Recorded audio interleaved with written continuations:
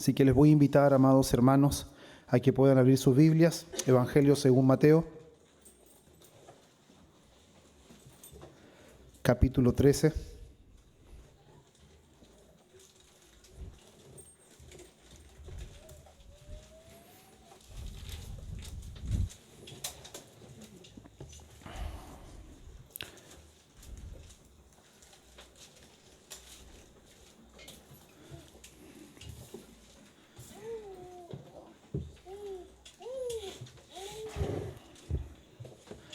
Evangelio según Mateo capítulo 13, versículos 47 al 52.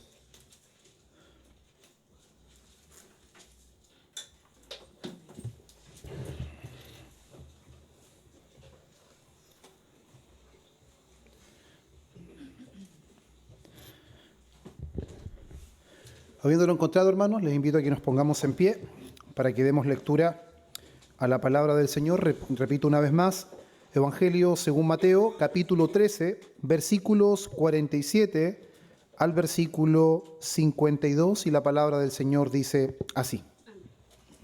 También el reino de los cielos es semejante a un mercader, empecé a leer de más atrás. Versículo 47, ahora sí que sí. Asimismo, el reino de los cielos es semejante a una red que echada en el mar recoge de toda clase de peces, y una vez llena, la sacan a la orilla y sentados recogen lo bueno en cestas y lo malo echan fuera.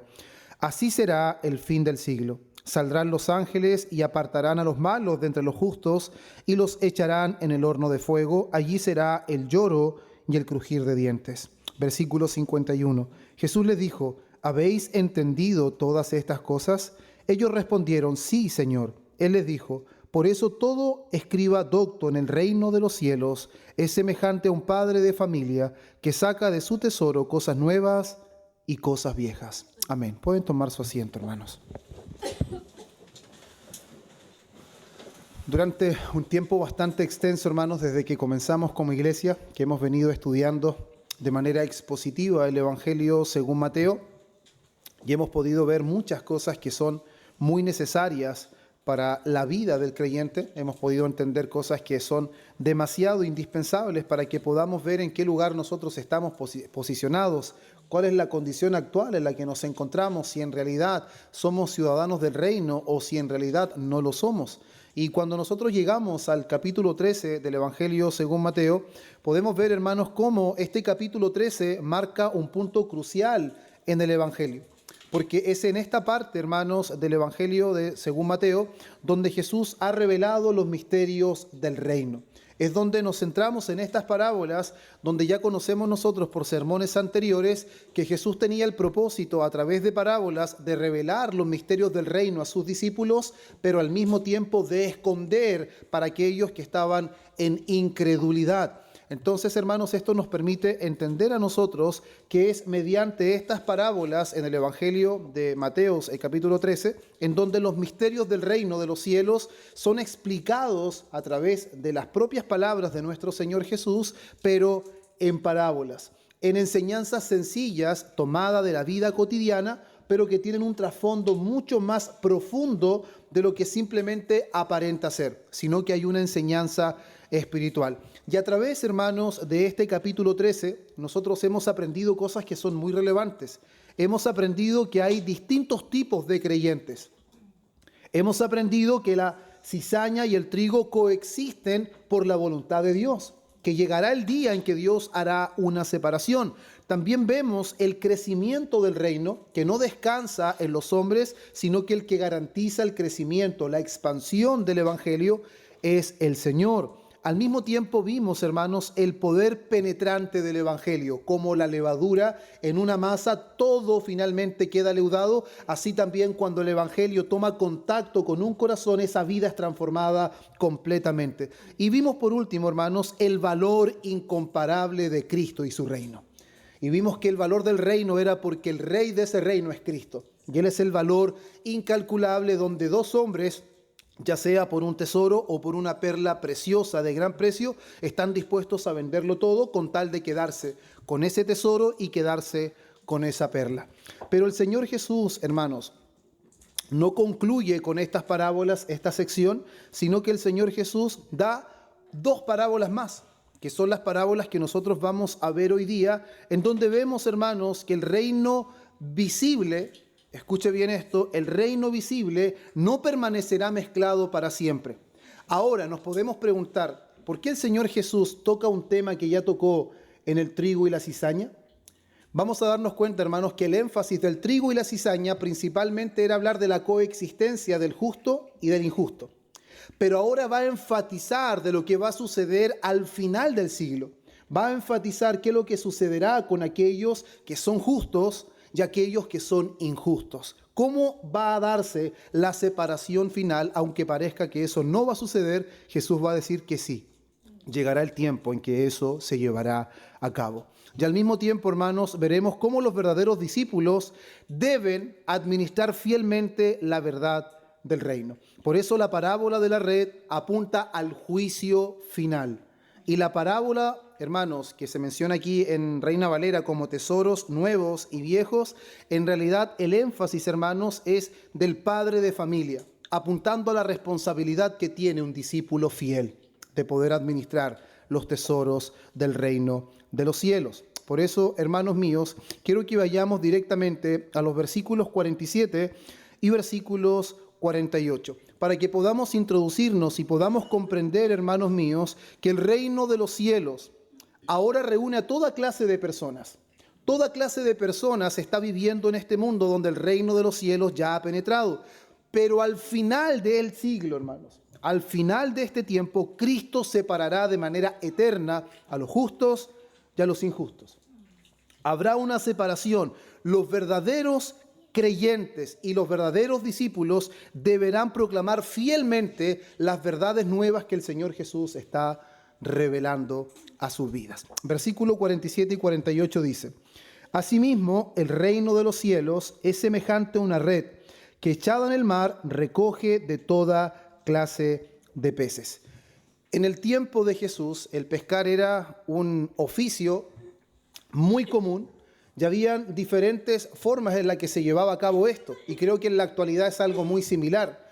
Está el ir a pescar solo, ¿cierto?, con una caña, y va a pescar de un pececito en pececito, o también estaba la posibilidad de que un hombre fuera con una red que él podía tener, con una mano la lanzaba y con otra sujetaba la cuerda para poder después tomar todos los peces, o también existía la pesca masiva, en donde iban con una red mucho más grande, con muchos más hombres en un barco y donde podían abarcar mucha mayor cantidad.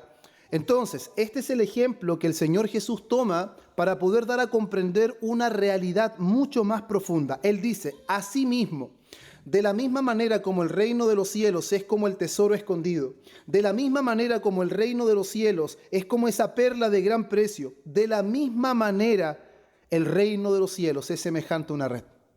De la misma manera, no es de una menor manera, no es de un menor calibre, de la misma manera. Ahora, ¿por qué el Señor Jesús está representando el reino de los cielos con una red cuando van a pescar? Porque la red representa algo bastante importante. La red, en el contexto de lo que Jesús está hablando, hermanos, representa de manera clara el alcance universal del reino. El reino de los cielos tiene un alcance universal, no tiene un alcance local. Nunca tuvo la intención, hermanos, de ser solamente Israel. Nunca tuvo esa intención, sino que a través de Israel se iba a extender el conocimiento de Dios. Pero nunca tuvo el sentido de que solamente fuera a Israel. Y ahora, hermanos, es importante que nosotros podamos ver cómo Jesús usa una imagen que es muy familiar para sus oyentes. La pesca no es algo desconocido, sino que es algo completamente conocido para ellos, porque una gran red, cuando es lanzada en el mar, pesca y recoge peces de todo tipo. No solamente los deseados por los pescadores, sino que recoge peces de todo tipo. La red, hermanos, no selecciona mientras está en el mar.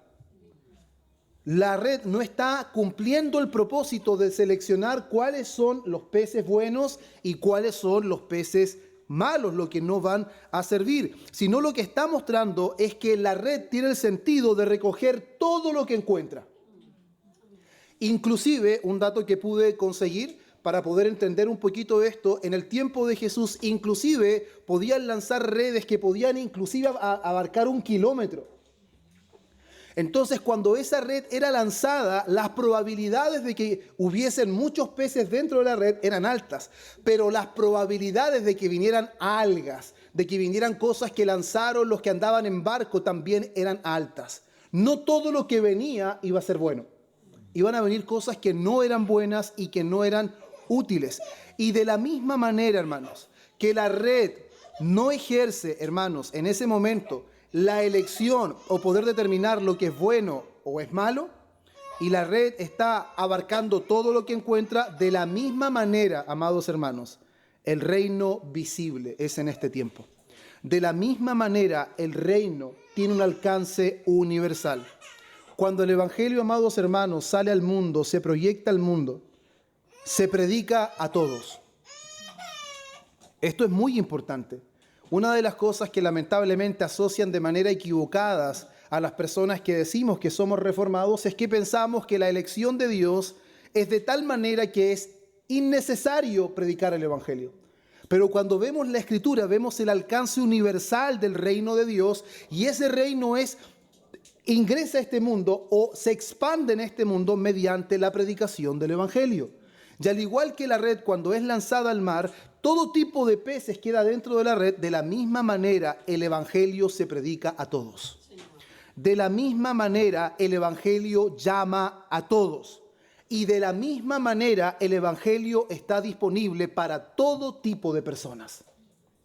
No hay exclusividad. No es para una élite que solamente el evangelio se predica. No es para una nación en específico. No es para una familia en específico. El evangelio se predica indiscriminadamente a todo tipo de personas.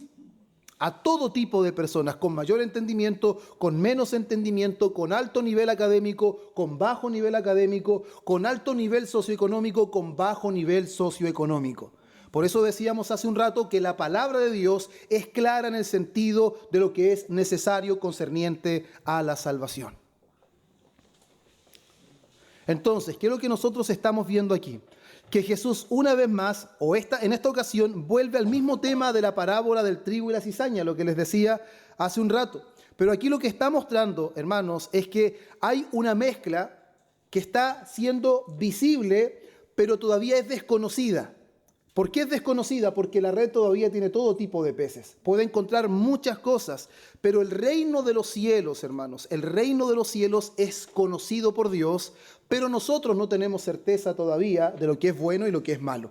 De la misma manera como los hombres querían desarraigar la cizaña inmediatamente, y el Señor es el que les dice que no sean arrebatados, que no se dejen guiar por sus impulsos, que llegará el día en que el trigo será separado de la cizaña. Llegará ese día, y ese día está en las manos del Señor. Y una cosa que debemos tener claro, amados hermanos, de que la iglesia nunca estará tan pura en este mundo que no haya mezcla. Que de alguna forma nosotros queramos de que la iglesia que nosotros vemos visiblemente no tenga ningún rastro de impureza, es completamente imposible. Mientras la iglesia aún esté en este mundo, aún nosotros veremos cómo se manifiesta la hipocresía, cómo se manifiesta el engaño, cómo se manifiesta la mentira, cómo aún el pecado es una realidad dentro de la iglesia, porque aún están todos dentro de la misma red. Aún no ha llegado el tiempo de separar lo bueno de lo malo, lo injusto de lo justo. Eso no ha llegado aún. Y es, amados hermanos, no es trabajo de la iglesia. No es trabajo de la iglesia hacer eso, decir, no, como le decía la otra vez, este tiene carita de cizaña. No, no es trabajo de la iglesia decir, este tiene pinta de no ser un pez bueno. No, ese trabajo no lo hacemos nosotros. Ese trabajo no lo hace el pastor, no lo hace un diácono, no lo hace el encargado de enseñanza a los niños, no lo hace ningún hombre. Ese trabajo lo hace solamente el Señor con sus ángeles. Son los ángeles, los servidores que Cristo utilizará para hacer la separación final. Por eso, amados hermanos, la iglesia visible contiene creyentes que son genuinos, pero también la iglesia visible contiene profesantes falsos. Dentro de la congregación, usted, a pesar de que todos aparentamos o profesamos fe, lamentablemente nosotros podemos ser engañados, pero Dios no puede ser burlado. Él es el único que conoce perfectamente el corazón de cada uno de nosotros. Cuando hay un proceso de discipulado, cuando hay un proceso de examinación para conocer la fe de los hermanos, es porque humanamente, a la luz de la Biblia, estamos haciendo todo lo posible por identificar frutos. Pero aún el apóstol Pablo caminó entre falsos hermanos y él no lo sabía. Él pensó que eran sus hermanos, pero en un momento determinado se dio cuenta que amaban más al mundo que a Dios y que finalmente desertaron. ¿Por qué perdieron la salvación? No, porque en realidad siempre lo amaron, pero se olvidaron de algo, de que a Cristo se sigue toda la vida, no solamente cuando las cosas andan bien. Y ese es el gran problema de aquellos que solamente creen de manera superficial, que ya lo vimos en los distintos tipos de tierra cuando estudiamos esa parábola. Por eso la iglesia tiene convertidos verdaderos, débiles, con flaquezas, pero verdaderos creyentes. Y a pesar de que de repente muestran inestabilidad, pero van a llegar al final de la carrera. Van a llegar al último suspiro que Dios les permita en esta tierra. Pero también la iglesia está compuesta, visible, la iglesia visible me refiero, con personas que solamente aparentan religiosidad y que son capaces de hacer muchas cosas para mostrar un buen testimonio, pero en realidad su corazón está lejos del Señor.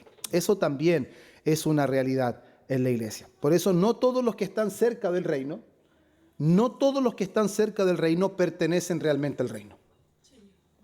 No todos los que están cerca del reino pertenecen realmente al reino. Ahora, una vez más, ¿quién es el que permite temporalmente esta mezcla? ¿Quién es el que permite que coexistan tanto lo bueno como lo malo? Es el Señor, hermanos. Es Dios el que permite esta mezcla o esta coexistencia. Pero la separación final llegará. Aún no, pero llegará. Ahora, ¿por qué, hermanos míos, Dios no lo hace ahora? ¿Por qué Dios no acaba con el problema?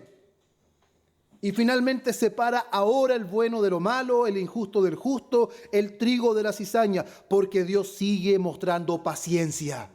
Porque Dios sigue siendo misericordioso. Porque su mano no se ha cortado para redimir. Porque aún Dios es paciente, hermanos. La longanimidad de Dios se extiende por encima de lo que nosotros podamos entender. Por eso Dios aún no ha llevado a cabo esto. Por eso, en vez de que nosotros le pidamos al Señor, Señor, ahora ya separa el trigo de la cizaña, deberíamos dar gracias al Señor, que aún sigue siendo paciente, que aún sigue siendo misericordioso. ¿O acaso, hermanos, no tenemos aún personas que amamos que no han venido al conocimiento de la verdad? ¿Acaso queremos que Dios inmediatamente separe lo uno de lo otro? Y al ver que nosotros tenemos aún personas cercanas que no han conocido al Señor, que caminan de espaldas ante el Rey de la Gloria, hermanos, y que algún día tendrán que enfrentarlo sin tener un abogado que los represente. A nivel de este mundo, presentarse en un juicio sin abogado es la peor desgracia que le puede ocurrir. No tiene ninguna posibilidad que le vaya bien, ninguna. Ahora, ¿qué nos hace pensar de que podemos o alguien puede presentarse ante Dios sin el único abogado que puede tomar su causa? Hermanos, para ir al reino de los cielos no hay muchos abogados. Cristo no es uno de tantos. Él es el único abogado que puede tomar la causa y es el único abogado que da 100% de probabilidad de éxito en la causa. Todos los abogados van a decir, tenemos 90%, tenemos 80%, no, los casos 70%. Él es el único que dice que en realidad si pones tu causa en sus manos, Él la gana. 100% de eficacia. 100%. Pero Él sigue siendo misericordioso. La red, amados hermanos, todavía está en el mar. La red fue lanzada y aún la red está ahí. Todavía muchos peces están circulando. Y el problema es que muchas personas piensan que son libres. Lo que no saben es que están nadando en la red de Dios. Lo que no saben es que se están moviendo dentro de la soberanía de Dios, dentro aún de la voluntad de Dios. Y piensan todos los seres humanos que son libres. Y orgullosamente caminábamos nosotros de espaldas a Dios. Y no sabíamos que éramos sus enemigos. Y que si Él hubiese hecho esto en ese momento, hubiésemos perecido junto a todos los demás hombres. Pero la red aún está ahí. Pero Él es paciente. ¿Qué dice Pedro en su segunda carta 3:9? Refiriéndose al pueblo de Dios, a todos los que han de venir todavía. El Señor es paciente para con nosotros, no queriendo que ninguno perezca. Qué extraordinario, hermanos. El que garantiza la salvación de su pueblo es Dios. Él es el que garantiza. Por eso el tiempo presente que vivimos es un tiempo de gracia, hermanos. Estamos viviendo en la gracia de Dios, pero nunca debemos olvidar que esto no será eterno. No será eterno que la red estará lanzada y que los peces se mueven y que la red aún no ha sido recogida. No, llegará el día, hermanos, en que esa red será recogida. Y llegará el tiempo determinado por Dios en donde finalmente habrá una separación. Pero retomando un punto que no clarifiqué, hermanos, cuando hablaba de que él no garantiza estar en el reino, estar cerca del reino, la cercanía del reino no garantiza salvación. Eso es algo muy, muy importante. ¿Por qué? En el tiempo que nosotros vivimos, hermanos, muchos escuchan el Evangelio, muchos participan en la iglesia, muchos conocen la doctrina, pero nunca se han arrepentido. Es así, hermanos. Muchas personas, uno les habla, de hecho, es algo, que es difícil de comprender. Yo me acuerdo que hace un tiempo atrás, cuando iba con algunos de mis hermanos que están aquí, cuando éramos todos más jóvenes, íbamos a, y no lo digo esto para decir de las cosas que hacíamos, sino para realzar el punto del sermón, pero íbamos a poder brindar ayuda a personas que estaban en situación de calle. Íbamos nosotros todos emocionados, con un cafecito, con pancitos para poder regalarle, y nos encontrábamos en la calle a personas y le queríamos hablar de la palabra, y nosotros sabemos más que ustedes. Ustedes no tienen nada que enseñarme, y citaban textos y hablaban cosas, pero estaban perdidos. Estaban completamente perdidos, sumidos en su pecado. Y no solamente un pecado adentro escondido, sino visiblemente sumidos en su pecado. Creyendo ser libres, eran esclavos. Creyendo que hacían lo que querían, no hacían lo que querían. Hacían lo que su pecado les ordenaba. Por eso estaban sumidos en los vicios, en la miseria, en la calle. ¿Por qué? Porque estaban esclavos de su pecado. Entonces, claramente, hermanos, escuchar el Evangelio, participar en la iglesia, conocer la doctrina es bueno y es necesario, pero no garantiza arrepentimiento. Por eso estoy de verdad completamente de acuerdo y muy también conmovido con las palabras de Watson, cuando él decía que finalmente el conocimiento trae luz, pero lamentablemente un conocimiento que no lleva al arrepentimiento es una luz que nos conducirá a la condenación. No tiene ningún sentido un conocimiento que no conduce al arrepentimiento y que no conduce a la fe de Cristo. Por eso el Señor Jesús ya había advertido antes en Mateo 7:21, que dice: no todo el que me dice Señor, Señor, entrará en el reino de los cielos. ¿Quién es el que entrará al reino de los cielos? El que hace la voluntad de mi Padre, que está en los cielos. Entonces, ¿es una advertencia aislada del Señor? ¿Pasó que el Señor Jesús no habló lo suficiente acerca de esto? ¿Y que si hubiese hablado lo suficiente los hombres se entenderían? No, hermanos. El Señor Jesús habló lo suficientemente de esto y todo lo claro posible para que los hombres entendieran. Pero es el duro corazón que no nos permite poder ver ni comprender la profundidad de esta enseñanza. No todo el que me dice Señor, Señor. No podemos confiar en que llamamos a Jesús Señor si en realidad no hacemos lo que Él dice. Por eso un teólogo del siglo pasado dijo estas palabras: la membresía externa en la iglesia no salva el alma. El cristianismo nominal nunca lleva a nadie al cielo. ¿Eso qué significa, hermanos? Ser miembro de una iglesia es importante, es glorioso ser miembro de la iglesia, tener ese compromiso, pero no garantiza la salvación del alma. Estar en una lista y ser parte de esa lista oficial de la iglesia no lleva a nadie al cielo. No. Aquí nadie va al cielo por ser miembro de IRGS. Nadie va al cielo porque lleva más años en IRGS o porque es el más fiel de IRGS. Todos somos salvos aquí por la gracia del Señor. Todos somos salvos aquí porque la predicación del Evangelio nos llevó al arrepentimiento, nos llevó a la fe y nos lleva a perseverar en arrepentimiento y nos lleva a perseverar en fe. Nadie es salvo por ser miembro de IRGS. Por eso, a la luz de estas verdades, hermanos, ¿qué deberíamos hacer nosotros? Examinarnos seriamente. Ahora, ¿será casualidad, hermanos, que precisamente nos ha tocado en este tiempo ver estas parábolas, donde son parábolas confrontacionales, donde parecen que son parábolas que no van a causar ningún efecto, pero su profundidad es divina, hermanos? No son parábolas utilizadas por el mejor de los predicadores de este mundo, son parábolas utilizadas por el propio Señor Jesús. Él tenía la intención clara de alertar a sus discípulos y de abrir su entendimiento a través de estas parábolas y al mismo tiempo a los incrédulos mostrarles que a pesar de que hablaba con palabras sencillas, el corazón del hombre está tan cerrado, tan duro y tan entenebrecido que ni palabras sencillas pueden ser entendidas por ellos. No podemos entender nada, hermanos, si Él no abre el entendimiento. No podríamos entender la explicación más sencilla del reino si Él no hace una obra en nosotros. Si ni el más elocuente, el mayor de los principales de Israel, Nicodemo, te es necesario nacer de nuevo. Pero ¿cómo es posible? Entonces todo lo que Él hizo, todo lo que Él conocía, todo lo que Él enseñaba no valía de nada. Si no se arrepentía y no creía, no valía de nada. Podemos pasar la vida siendo reformados, hermanos. Si no nos arrepentimos, si no creemos en Jesucristo y nuestra vida no da el fruto evidente de ese arrepentimiento y de esa fe, debemos examinarnos. Debemos examinarnos. No sea que estemos confiando en quiénes somos y en lo que hacemos. No sea que estemos confiando a la iglesia en la que pertenecemos y nos esté llevando a vivir una vida pasiva, confiada en lo que nosotros producimos y no en la obra terminada de Cristo en la cruz. ¿Dónde está la confianza del pueblo de Dios? En lo que hace, no, en lo que Cristo hizo. En lo que Él llevó a cabo. Esa era la predicación de Pablo. ¿Acaso no es presentado claramente a Cristo como crucificado? ¿Hay algo más que añadir al sacrificio de Cristo? Nada, hermanos. Absolutamente nada.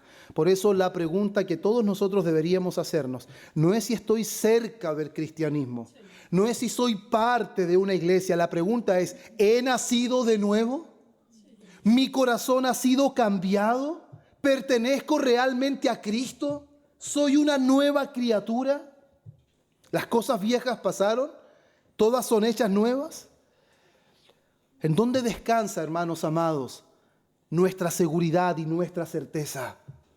¿En dónde descansa? ¿En que hemos dejado malos hábitos? ¿En que hemos dejado malas prácticas, malas costumbres? Es bueno, hermanos, dejar malas prácticas y malas costumbres. Pero si pensamos que somos cristianos por esas cosas, estamos completamente errados en el camino. He conocido personas que han sido capaces de dejar hasta malos hábitos que verdaderos creyentes no han sido capaces de dejar. Y no son creyentes. Y no son cristianos. Y en el día que Dios determine llevar a cabo su juicio, ellos no estarán del lado de los justos. Por eso la pregunta es, ¿he nacido de nuevo? ¿Pertenezco verdaderamente a Cristo? Y eso nos permite pasar, hermanos, a nuestro punto 2, que es versículo 49. Así será el fin del siglo. Así será el fin del siglo. El fin es el fin. Llegará un momento en que esta historia de la humanidad se terminará. ¿Y quién le pondrá término? El Señor. ¿Y qué pasará? Saldrán los ángeles y apartarán a los malos de entre los justos y los echarán en el horno de fuego. Allí será el lloro y el crujir de dientes. Entonces, ¿qué es lo que dice? Podría ser que al final del siglo, dándose una serie de sucesos, puede ser. No, así será. ¿Eso qué significa? Que el juicio final es absolutamente seguro. No hay ninguna posibilidad de que el juicio no se lleve a cabo. Jesús está hablando con absoluta certeza. No es un quizás, no es un tal vez, es un así será. Así será. El juicio final, amados hermanos, es un juicio inevitable. Nada evitará el juicio. Y eso el autor de Hebreos también lo dice, capítulo 9, versículo 27. Está establecido para los hombres que mueran una sola vez. Y después de esto, el juicio. Después de esto, el juicio. Ese es el testimonio claro de las Escrituras. Y mire, escuche esto. Toda la humanidad se dirige hasta ese juicio. No solamente los impíos. Los creyentes también vamos camino a ese juicio. La diferencia será al momento que se haga la separación en ese juicio, a dónde irán los creyentes y a dónde irán los incrédulos. Ahí está la diferencia, pero todos enfrentaremos el juicio, unos para perdición perpetua y otros para salvación eterna. Otros a la tierra donde no habrá llanto y dolor, Y otros a donde nunca se podrán librar de lo que más trabajaron y por lo que más lucharon en esta vida, por lo que más intentaron hacer dinero para algún día descansar y estar en paz y que nadie los molestara, para que pudieran disfrutar su trabajo, pero se encontrarán con la peor decepción de todas, que no será como ellos pensaron, porque se guiaron conforme a su criterio y no acudieron a la única fuente de revelación que el hombre necesita, que es la palabra de Dios. Por eso Cristo separará a los malos de entre los justos. Trigo y cizaña crecen juntos. Buenos y malos parece que están mezclados. Hay una coexistencia, hay una mezcla temporal. Pero vendrá el día, amados hermanos, en que Cristo hará la separación. Y esa separación será tan perfecta. No existe posibilidad de que a Él se le pase un justo para los malos. O se le pase un malo para lo bueno. Yo estoy seguro que cuando los hombres iban a pescar querían ser los más minuciosos, pero entre medio de la separación que ellos hacían, cuando separaban lo que iban a comercializar, lo que iban a vender, estoy seguro que a más de un pececito no tan bueno se le pasó. Eso no le pasará al Señor. Eso no le pasará. Como dijo un día un pastor, a Dios no le pasa a nadie gato por liebre. Eso no sucede con Él, hermanos. Por eso debemos tener la seguridad plena que el juicio del Señor será perfecto. Y el juicio del Señor será definitivo. Los hombres pueden engañar a la iglesia, pueden engañar a sus hermanos. No estoy diciendo que eso sea bueno, pero es posible que suceda. Puede engañar a las personas. Inclusive se pueden engañar a sí mismos. No hay peor engaño que el que se autoengañe. No hay peor engaño que el que dice que ama a Cristo y que obedece sus mandamientos, pero en realidad anda a su propia manera. Eso lo dice Juan. El que dice que me conoce, pero no guarda mis mandamientos, el tal es mentiroso y se engaña a sí mismo. Entonces existe el autoengaño, sí, pero engañar a Dios, eso es imposible. Completamente imposible. Y una vez más cito a Watson, que es Thomas Watson, él dijo esto que me impresiona. En el día del juicio, Dios abrirá los libros de la conciencia. Abrirá los libros de la conciencia, hermanos. Dejará al descubierto todos los pensamientos que pasaron por nosotros. Dejará al descubierto todo lo que había en nuestra parte inmaterial, dice, y toda máscara caerá, dice. En ese día nadie podrá encubrirse. No habrá maquillaje que encubra su maldad en ese día. No habrá nada que pueda encubrir y poder maquillar, porque ante los ojos de Dios todo está desnudo. Todo queda descubierto. ¿Y quiénes son, hermanos amados? Los que estarán junto al Señor ejerciendo este juicio. ¿Qué es lo que dice? Saldrán los ángeles. Como les decía, los ángeles son los que aparecen repetidamente en la Escritura y que son los servidores de nuestro Señor en la ejecución del juicio. Son los ángeles los que ministran en el juicio del Señor. Y esto muestra, amados hermanos, de que Jesús no solamente es el principal de los ejércitos y que no es el arcángel Miguel, como enseñan los testigos de Jehová, sino que Él es el Rey de todas las cosas. Los ángeles son sus ministros, son sus servidores. Él no es uno entre tantos con autoridad. Él tiene toda autoridad en los cielos y en la tierra. Él tiene toda autoridad. Por lo tanto, deja en evidencia la autoridad de Cristo y la certeza del juicio. Habrá juicio, habrá rey en ese juicio y habrán ángeles sirviendo en ese juicio. Y habrá separación de buenos y malos, de trigo y cizaña en el día final. Por lo tanto, hermanos, ¿qué sucederá en aquel día? Y esto es bastante importante de entender, hermanos. Yo sé que es un sermón confrontativo, es una palabra que ahí redarguye nuestro corazón, pero es tan necesaria para que no nos engañemos, hermanos. Y no pensemos que somos lo que no somos. Pero si somos, en realidad tengamos un conocimiento certero de quiénes somos y cómo estamos ante el Señor, todos nosotros. Pero el juicio final va a destruir toda seguridad falsa, toda. En el día del juicio final, toda la seguridad que los hombres podían tener en muchas cosas será derribada, será destruida, porque no habrá nada que pueda permanecer de pie en el día de juicio. Amado hermano, yo no quiero decirle con esto que no es importante congregarse, pero no basta con asistir a la iglesia. Yo no le quiero decir, hermanos, de que no es bueno tener conocimiento bíblico, pero no basta con solo tener conocimiento bíblico. Yo no estoy diciendo que no sea bueno profesar que usted es creyente, pero no basta con una mera profesión. No basta con una mera profesión. la pregunta que nosotros debemos hacernos y responderla a nosotros. Si hay una cosa, hermanos, que ayer podía exponer, que el orgullo siempre nos va a llevar a que miremos al otro y desvía la mirada de nosotros. No, hermanos, mirémonos nosotros, examinémonos nosotros y preguntémonos, ¿estamos unidos a Cristo verdaderamente? Si estamos unidos a Cristo verdaderamente, hermano, usted es la persona más dichosa de este mundo. Usted es la persona más feliz, más bienaventurada de este mundo. Porque en el día del juicio final, su destino será glorioso, hermano. No es que los problemas, que las situaciones no permitan que las cosas temporales de este mundo aparten la mirada de lo glorioso que espera en el día final. Lamentablemente centramos tanto la mirada en esta tierra que perdemos de vista lo glorioso que es el Evangelio, lo glorioso que son las promesas del Señor Jesús. Si bien hay un juicio, si bien en realidad ya hay una condenación, pero nosotros debíamos estar ahí y no estaremos ahí si estamos en Cristo.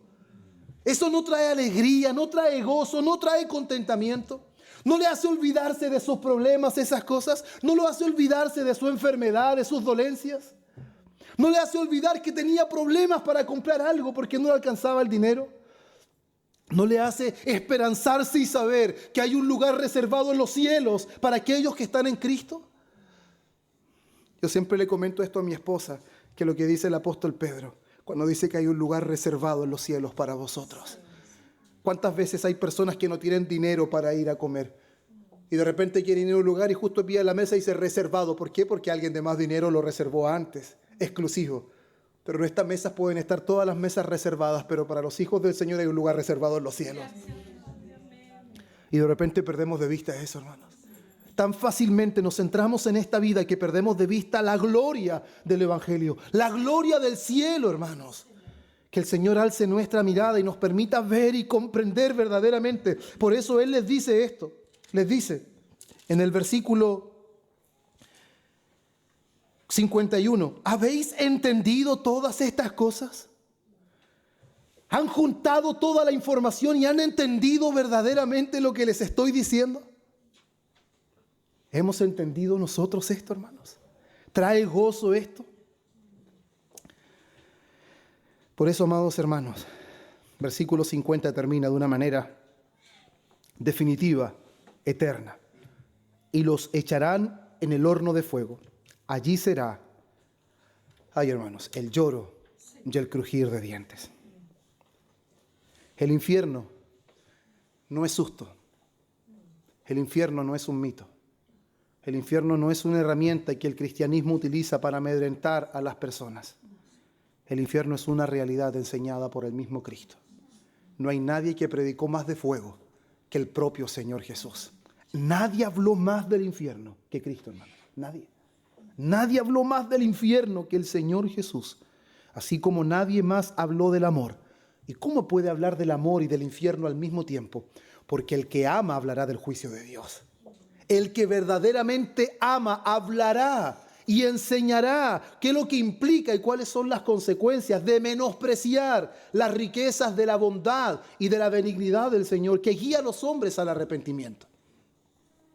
El que dice amar a Cristo y amar a su prójimo no esconderá el juicio, no esconderá las consecuencias de no creer en Jesús y no arrepentirse de sus pecados. Por eso, amados hermanos, si bien no estamos estudiando hoy la doctrina del infierno, pero el infierno no es un mito, hermanos. El infierno no es simplemente simbología. Si bien creo, hermanos, que lo que se intenta mostrar en la Escritura es que el infierno es un lugar de sufrimiento indescriptible. Y si en realidad el fuego es terrible y si en realidad se está simbolizando el infierno, el dolor, la angustia a través del fuego, siempre el símbolo queda corto en relación a la realidad. La realidad siempre es mayor. Y eso usted lo puede ver cuando ve las sombras del antiguo pacto y la sustancia que es Cristo. Las cosas apuntaban, esas cosas quedaban cortas en cuanto a la esencia, la sustancia que es Cristo. Si el infierno es de fuego y eso es un símbolo, el infierno es peor todavía. Y es por eso que Cristo dedicó tanta parte de su ministerio a hablar de esta realidad divina. Entonces, nosotros como iglesia, que tenemos la responsabilidad, y lo vamos a ver en el poco tiempo que va quedando, si un hombre predica fielmente sobre el juicio y sobre el infierno, lo mencionaba justo antes de este sermón, lo hará con lágrimas en sus ojos, porque no predicará del infierno para amedrentar, no predicará del infierno simplemente para condenar a las personas, predicará del infierno para alertar a las personas que huyan. ¿Y a dónde deben huir? A Cristo. ¿A dónde? La única esperanza. Cristo, hermanos, es la única esperanza. ¿Huyan a IRGS? No, hermanos. IRGS no salva. Anhelamos cuando llegan hermanos aquí. Nos gozamos, pero IRGS no salva. Cristo salva. A Él. ¿Y por qué queremos traerlos aquí? Porque creemos que aquí se predica Cristo. Y que Cristo salva a través de una exposición fiel, aunque sencilla, de su palabra. Pero no porque la iglesia en sí salva, no, hermanos. Que nunca Dios permita que tal orgullo se apodere de nosotros de esa manera. Pero el infierno, hermanos, si nosotros nos damos cuenta de esto, el infierno no solamente menciona el sufrimiento, sino que habla también de un castigo consciente. Muchas personas pensarán que el infierno perfectamente puede ser un lugar, sí, de sufrimiento, pero no toman conciencia de lo que significa, hermanos. Y el infierno implica un castigo consciente. Lea el texto. Lloro y crujir de dientes. No es donde las personas van a estar indiferentes. Un predicador un día dijo: en el infierno no habrán ateos. Todos creerán en Dios en el infierno, todos. El problema es que en ese momento ya no hay esperanza de salvación para ellos. Lloro y crujir de dientes. ¿Qué es lo que muestra esto, hermanos? ¿Diversión? ¿Alegría? ¿Momentos de gozo? No, sufrimiento, desesperación, remordimiento, enojo, hermanos. Eso es lo que está mostrando. ¿Por qué? Porque son conscientes de dónde están. Son conscientes de lo que está sucediendo. Y aún más, el saber que el Evangelio les llegó una y otra vez va a ser aún más todavía de tormento. Por eso en el infierno no existe un estado neutro. No, hermanos. No existe estado neutro. Todos allí sufrirán. No habrá nadie que no sufra en ese lugar. Por eso, toda persona, indiferente de cuál sea su posición, toda persona pasará por el juicio. Toda persona. Unos a vida eterna y otros a condenación perpetua. Esa será la realidad. ¿Y por qué tiene que suceder esto, hermanos? ¿Por qué el Señor tiene que ejercer un juicio? Porque Dios es santo. Él es bueno y Él es justo. Los hombres siempre hablan de que Dios es bueno. Y un día Paul Washer lo escuché yo cuando recién empecé a conocer las doctrinas, y él dijo: lo peor que le pudo pasar al hombre es que Él sea bueno. Porque si Él es bueno, aborrece lo malo. Es lo peor. Y en realidad, porque todos los hombres somos malos. Entonces, cuando nosotros hablamos del castigo del infierno, estamos hablando de la santidad de Dios. Y Juan Calvino lo dijo así: la santidad de Dios, no, lo dijo al revés. La ira de Dios no es otra cosa más que la santidad de Dios en acción. ¿Por qué Dios tiene ira? Porque Él es santo. Y su santidad se expresa en su ira contra el pecado y contra la maldad.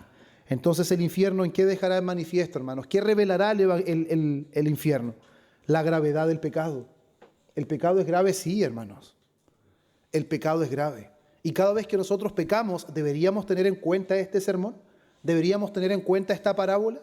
De que finalmente Cristo debió en el día final apartarnos en el lugar de los injustos y condenarnos para siempre. Pero para que eso no sucediera, Él tuvo que hacer un viaje colosal de la eternidad al tiempo. Dar cumplimiento a una serie de profecías y promesas que Dios había hecho en la antigüedad. Nacer de una virgen. Crecer como uno de nosotros. Y cada día que pasaba, en vez de crecer más, descendía hasta llegar a la cruz y morir por pecadores como nosotros, hermanos. Este tipo de enseñanzas que están en las Escrituras deberían hacernos meditar, hermanos, en la realidad del Evangelio, dónde nosotros deberíamos estar y dónde deberíamos ir a parar. ¿Y en dónde estamos? ¿Y a dónde iremos? Completamente diferente a lo que merecían nuestros hechos. Por eso el salmista dice: no nos has pagado conforme a nuestros males. No, claramente no has hecho con nosotros conforme nosotros merecemos que tú nos pagues. Él ha tenido de nosotros misericordia, hermanos. La gravedad del pecado quedará evidenciada en el infierno. La justicia de Dios quedará evidenciada en el infierno. Y la santidad de Dios quedará evidenciada en el infierno. Dios es justo, Dios es santo, por tanto el pecado y el pecador será castigado. Tarde o temprano, dice un salmo, el malo será castigado. Por más que el malo piense que no ocurre nada y que parece que Dios es indiferente, no. Hermanos, ¿por qué Dios no actúa con juicio? ¿Por qué no actúa con justicia? ¿Por qué no destruye las naciones? Porque Él es bondadoso y misericordioso. Y Él ha destinado un día para el juicio. Y ese día llegará. Ese día llegará. Por eso, ¿qué es lo que hace tan glorioso el Evangelio, hermanos? ¿Qué hace tan esplendoroso el Evangelio? Hebreos 10:31, ¿qué dice? Horrenda cosa es caer en manos de un Dios vivo. ¿Por qué es tan glorioso?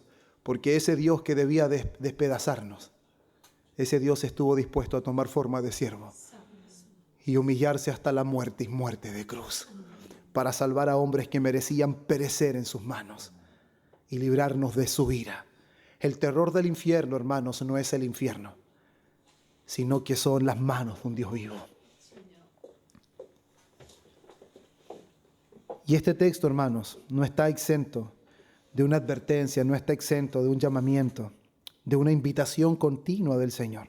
Jesús no habla solamente de juicio, hermanos, para que los hombres queden amedrentados y queden espantados. Y no es solamente para que nosotros tengamos curiosidad. Una de las cosas que más ocurre es que cuando nosotros leemos Apocalipsis, o lo principalmente que queremos leer es Apocalipsis, nos gustan esas cosas misteriosas y complejas, o queremos saber sobre el infierno, pero no tenemos conciencia de lo que en realidad está ahí.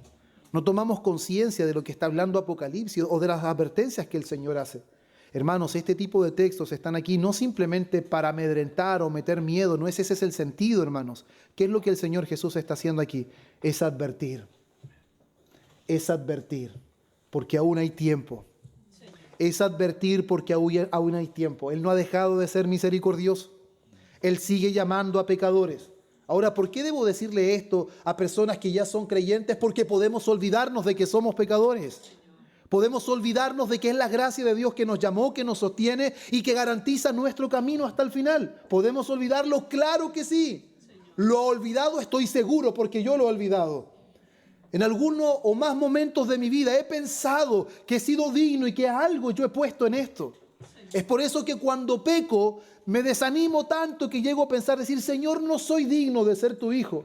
Y cuando veo el Evangelio me respondo a mí mismo, y nunca he sido digno. ¿Qué me hace pensar que ahora no lo soy si nunca lo he sido?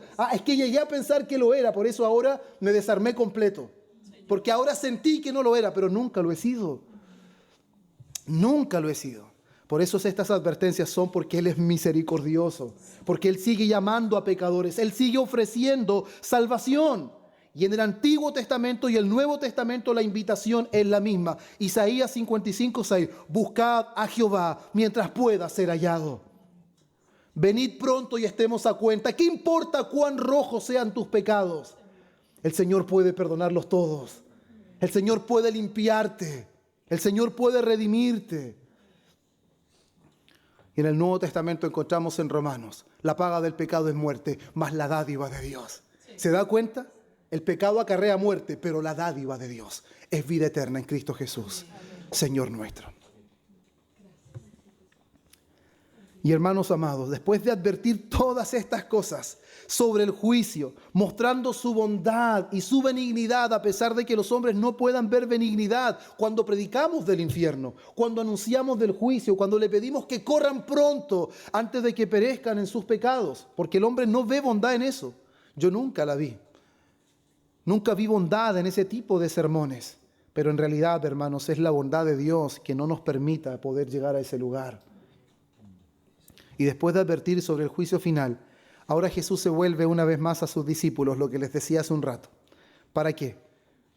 Para Él clarificar si ellos han entendido. Él sabe muy bien, pero Él quiere escucharlos de su boca. ¿Por qué, amados hermanos? Porque no basta con escuchar las parábolas. No es suficiente con escuchar las parábolas. No es suficiente con quedar admirados. ¡Oh, qué tremenda parábola! ¡Oh, qué extraordinario expositor! Porque eso puede suceder, hermanos. ¡Oh, qué bien predica! ¡Oh, qué bien expuso el texto! ¿Cómo llegó a comprender esas cosas? No, hermanos, nunca debemos poner la atención en esas cosas. Nunca debemos poner la atención, porque son emociones momentáneas. Eso se esfuma, hermanos, como en la mañana hay niebla y por la tarde ya no está. ¿Qué es lo que deben hacer los verdaderos discípulos? Los verdaderos discípulos entienden. los verdaderos discípulos viven y los verdaderos discípulos enseñan las verdades del reino. No solamente las escuchan, las entienden, las viven y las enseñan, porque han llegado a comprender el valor incalculable de las verdades del reino. Y aquí, hermanos amados, quiero que pasemos a estos versículos del 51 al 52 y vamos a avanzar un poco rápido en esto para que podamos, hermanos, andar bien con el tiempo. Y dice, Jesús les dijo, ¿habéis entendido todas estas cosas? Ellos respondieron, sí, Señor. Él les dijo, por eso todo escriba docto en el reino de los cielos es semejante a un padre de familia que saca de su tesoro cosas nuevas y cosas viejas. Qué extraordinaria pregunta. ¿Han entendido? ¿Han entendido? ¿Por qué es tan importante esta pregunta, hermanos? Porque todo discípulo ha entendido la verdad de Cristo. Todo discípulo. Por más sencillo que sea su entendimiento, porque el Señor es el que abre el entendimiento. Aquí, hermanos, la palabra que dice entender implica unir, conectar o captar el significado real de lo que se está enseñando. Por lo tanto, el Señor Jesús quería asegurarse a través de sus discípulos que ellos en realidad habían comprendido, habían unido las enseñanzas. Y a pesar, hermanos, de que los discípulos no habían comprendido perfectamente, usted lee más adelante y se va a dar cuenta de que su comprensión no es perfecta, pero habían entendido. Sí, había un entendimiento suficiente, imperfecto, pero ellos habían comenzado a entender. La pregunta es, ¿nosotros hemos comenzado a entender? ¿Hemos unido las enseñanzas y hemos comprendido por la gracia de Dios estas verdades concernientes al reino de los cielos? Es algo, hermanos, que nosotros debemos examinar y debemos responder por nuestra propia cuenta. Luego dice, todo escriba docto en el reino. Esto me llamaba mucho la atención, hermanos, cuando estudiaba este texto, porque los escribas de ese tiempo, hermanos, eran expertos en la ley. Su oficio principal era el transcribir, escribir, ¿cierto?, los textos sagrados. Y ellos eran expertos, la gran mayoría eran expertos, pero eran expertos en la parte superficial, porque a pesar de todo su conocimiento, de toda la información que almacenaban, ellos no conocían la Escritura en su sentido real. Ellos conocían la Escritura de manera externa. ¿Y cómo puedo asegurar esto? Porque ellos rechazaron al Mesías. Ellos rechazaron al Mesías. Él decía, de mí habló Isaías, de mí habló Abraham. Pero ellos no le conocieron. Decían ser hijos de Abraham, decían ser hijos de Dios. ¿Y cuál es la respuesta de Jesús?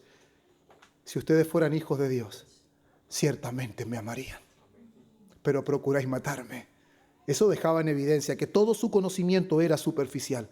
Pero el Señor Jesús quería asegurarse de que sus discípulos no tuvieran un conocimiento superficial como los escribas de ese tiempo, sino que quería que fueran escribas, doctos en la ley, hombres entendidos, pero enseñados directamente por el Rey de ese reino.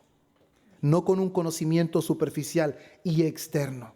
Por eso Él está hablando de un nuevo tipo de escriba, uno que ha sido discipulado por el propio Mesías, por el propio Señor. Y qué maravilloso, hermanos, porque en realidad el discípulo fiel aprende de Cristo. Usted puede decir, no, pero si me está enseñando usted ahora, otras veces me han enseñado otros hermanos. No, la iglesia aprende de Cristo. Los predicadores no tienen otra labor más que enseñar de Cristo, para que la iglesia aprenda de Cristo y viva bajo el señorío de Cristo. Eso es lo que la iglesia debe hacer. Por eso el discípulo fiel aprende de Cristo, vive bajo el señorío de Cristo y enseña de Cristo. Eso es lo que hace un discípulo fiel. Y me encanta lo que dice casi al final. Y saca de su tesoro cosas nuevas y cosas viejas. Porque las cosas viejas, hermanos, en esta parábola están representando algo. Están representando algo. Y lo que están representando, hermanos, son las promesas del Antiguo Testamento. ¿Hay promesas en el Antiguo Testamento? Sí. Hay pactos, hay profecías, hay revelación que Dios había dado. Y ahora las cosas nuevas, ¿qué estarán representando? El cumplimiento de todas esas cosas. El cumplimiento de todo lo que era sombra, de todo lo que simplemente era, hermanos, un tipo. El cumplimiento en Cristo está representado en estas cosas nuevas. La revelación plena, hermanos. Todo lo que estaba inconcluso, solamente en forma en el antiguo pacto, ha sido revelado completamente en Cristo. Por eso es importante que aquí cuando dice saca cosas viejas y cosas nuevas, deja al descubierto de que Cristo no vino a destruir la revelación que ya Dios había dado, sino que Él vino a cumplir esa revelación. Por eso el Antiguo Testamento no está obsoleto, hermanos. No está obsoleto. Y el discípulo fiel, ¿qué hace? Administra toda esta verdad de Dios. Ahora, ¿cómo yo puedo llegar a entender que aquí está hablando acerca de esas verdades del Antiguo Testamento y que ahora son cumplidas en el Nuevo Testamento en la persona de Cristo? Porque Él dice todo padre de familia. Y un padre de familia en ese tiempo, hermanos, en preciso, y al igual que este tiempo, es el que está encargado de su familia. Y el buen tesoro está hablando no solamente de tesoros en cuanto a oro, en cuanto a plata, sino de la responsabilidad que él tenía de abastecer su familia. Por lo tanto, lo principal que él debía abastecer eran de víveres, los alimentos y también de ropa. Pero él tenía que administrar. Si habían alimentos que podían conservarse y no se perdían inmediatamente, él los guardaba y él los podía dar después. Entonces no solamente hacía uso de las cosas nuevas, sino si habían cosas viejas, él sabía administrarlo. Como buen padre de familia, él sabía qué utilizar en el momento indicado y cómo abastecer a su familia. Entonces, aquí, ¿qué es lo que está diciendo el Señor Jesús? Que al igual como un padre de familia distribuye los tesoros para el beneficio de su familia, así un discípulo fiel administrará los tesoros del reino para el beneficio de la extensión de ese reino y para el beneficio de todos aquellos que creerán en la palabra que será predicada por ellos. Eso lo dice Jesús, que ellos han creído por su palabra, pero muchos creerán por la palabra de ellos. Entonces ellos serán los administradores. ¿Y nosotros en este tiempo seremos administradores también de estas verdades? Sí, hermanos, no al nivel de los apóstoles, pero sí somos administradores de las verdades del reino y somos llamados a ser discípulos fieles, hermanos. Somos llamados a ser discípulos fieles. No podemos solamente hablar de las realidades nuevas, sino que también debemos anunciar esas verdades que Dios anunció en el Antiguo Testamento y poder anunciar cómo Dios ha cumplido todas esas cosas en Cristo. Hermanos, ¿dónde se prometió un Redentor? En el Antiguo Testamento. ¿Dónde vemos todo el sistema de sacerdotes y todo el sistema de sacrificios? En el Antiguo Testamento. ¿Eso debemos ignorarlo? No, pero debemos realzar también que Cristo es el cumplimiento perfecto de todas esas cosas. Que Él no solamente es el tabernáculo, Él es el sumo sacerdote del tabernáculo. Y no solamente es el sumo sacerdote del tabernáculo, sino que Él es el sacrificio que se ofrecía en ese lugar. Y no tan solamente el sacrificio, Él es más grande que todo el templo que estaba ahí. Entonces, claramente, el buen discípulo fiel administra tanto lo viejo como lo nuevo, las verdades reveladas en el antiguo pacto como las reveladas en el nuevo pacto. Y eso es algo tan glorioso, hermanos. Tan glorioso ver todo el plan de redención, con una unidad tan perfecta, hermanos. Y eso nos lleva al estudio de la mañana. ¿Por qué es tan perfecta? Porque su autor es divino. Su autor es Dios, hermanos. Él es el autor de todas estas cosas, de todo lo que nosotros podemos aprender. Por eso, amados hermanos, todo creyente tiene la responsabilidad de guardar la verdad, de vivir la verdad y proclamar la verdad. Eso es algo muy importante. Guardar la verdad, vivir la verdad, proclamar la verdad. Pero hay un llamado especial. Aquellos que son llamados a poder ministrar en la iglesia. ¿Eso significa que solamente ellos pueden hacerlo? No. Todos deben hacerlo, pero hay un llamado especial a la enseñanza y al pastoreo mediante la palabra del Señor. Mire lo que dijo Pablo en 2 Corintios 5:11.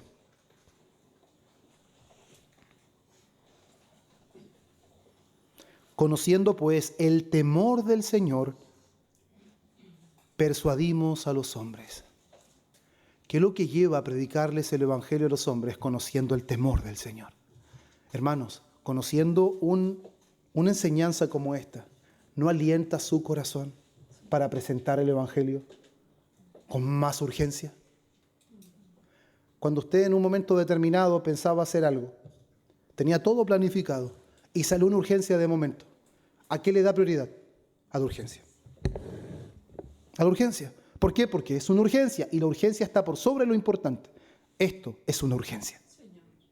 ¿Pero le estaremos dando el lugar de urgencia?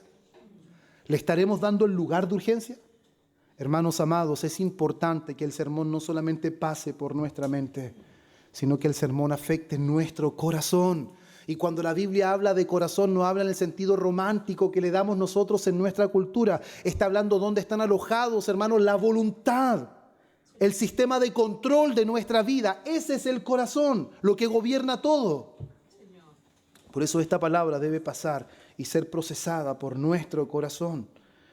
No amaríamos, hermanos, nosotros verdaderamente si ocultáramos esto a las personas. Cuando usted conversa de Cristo, ¿oculta el pecado?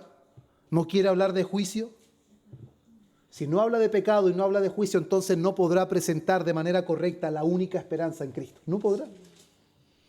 Porque ¿qué esperanza es Cristo si no hay pecado y no hay juicio? No tiene ningún sentido, hermanos. Por eso el llamado es que nosotros seamos esos administradores fieles, seamos esos escribas doctos que sabemos administrar tanto lo antiguo como lo nuevo. Y es importante que nosotros entendamos, hermanos, que el Señor Jesús ha hecho una advertencia, pero también ha hecho un llamado. ¿Por qué? La red sigue en el mar. Él no ha sacado la red. ¿Eso qué significa? Aún hay misericordia. ¿Sí, hermanos? ¿Puede verla? ¿Puede experimentarla? ¿La anhela para las personas? Sí, predíquele el Evangelio. Si anhelamos misericordia para las personas, prediquemos el Evangelio. El Evangelio aún está presente, hermanos, debemos seguir predicando el Evangelio. Solamente aquellos que pertenecen a Cristo, hermanos, permanecerán con vida eterna. Solamente aquellos. Por eso, ¿cuál es el llamado hoy día? ¿Solamente será a los impíos abiertamente? No, sino a todos nosotros. Arrepiéntete. Arrepiéntete. Si yo me arrepentí, no, arrepiéntete. Arrepiéntete de ese arrepentimiento, porque estás confiando en Él. Nunca confíes en tu arrepentimiento, ni tampoco creas en tu fe. No, arrepiéntete de tus pecados y confía solo en Cristo. Ese es el mensaje del Evangelio. Cree en Cristo, sométete a su palabra y vive como un discípulo fiel, honrando al Señor, viviendo para el Señor y proclamando al Señor. Amén, hermanos. Oremos. Padre bueno, una vez más, Señor, hemos estado a los pies de tu palabra. Gracias por hablarnos tan claramente. Nuestro corazón se estremece ante estas verdades, Señor, pero también reconoce que son tan necesarias, Padre mío. Oh Señor, te ruego que lo que hoy se ha expuesto pueda redarguir en el corazón de cada uno de nosotros. Y Dios mío, seamos honestos y sinceros para contigo y para con nosotros mismos. Y reconozcamos nuestros pecados, reconozcamos, Dios mío, nuestra negligencia, nuestra superficialidad, aún nuestra religiosidad, Señor, porque muchas veces no hemos vivido la fe si no hemos sido religiosos y solamente hemos confiado en lo que hacemos y confiamos, Señor, en lo que podemos producir. Pero aparta nuestra mirada de nosotros mismos y pon nuestra mirada en ti, porque así como la serpiente fue levantada en el desierto, así Cristo fue levantado. Y todo aquel que ve al Hijo y cree en Él, tiene vida eterna. Oh Señor, te alabamos y te bendecimos. Y pedimos, Señor, que tu palabra obre poderosamente en nuestro corazón. En el nombre de Jesús oramos. Amén.